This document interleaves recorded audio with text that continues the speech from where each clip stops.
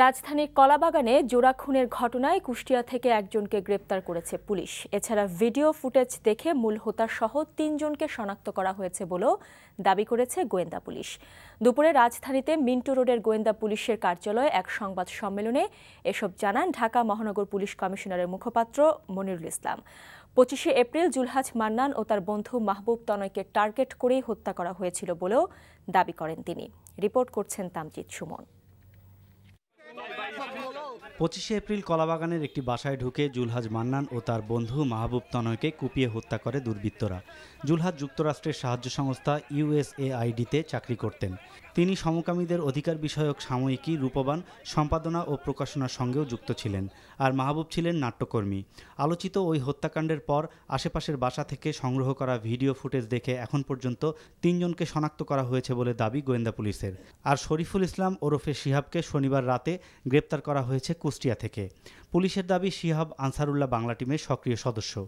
এই ঘটনার নেতা সহ অর্থাৎ যে মূল নেতৃত্ব দিয়েছে তাকে সহ আমরা অন্তত ৩ জনকে আমরা শনাক্ত করতে পেরেছি। যেহেতু তাদের চিহ্নিত করেছি, সদ্য চিহ্নিত করেছি, তাদের গ্রেপ্তারের প্রচেষ্টা অব্যাহত আছে এবং আমরা আশাবাদী তারা গ্রেপ্তার হবে। প্রাথমিক জিজ্ঞাসাবাদে তার কাছ থেকে গুরুত্বপূর্ণ তথ্য পাওয়া গেছে বলেও দাবি করা হয় সংবাদ সম্মেলনে। একটা হত্যাকাণ্ডে ৫ জনকে দেখা গিয়েছে, তার মানে এই নয় যে এই হত্যাকাণ্ড এই ৫ জনের বাইরে আর কেউ নাই। প্রথমত এই ৫ জনের ভিতরে এই ব্যক্তি ছিল কিনা সেটি আমরা যাচাই বাছাই করছি।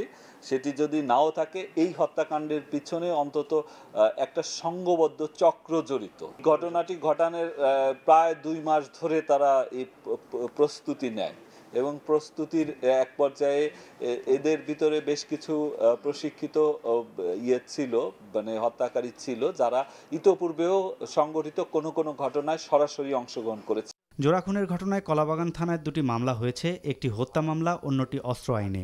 ২টি মামলাতেই অজ্ঞাতনামা ৫-৬ জনকে আসামি করা হয়েছে। Tamjid Suman, NTV news, Dhaka.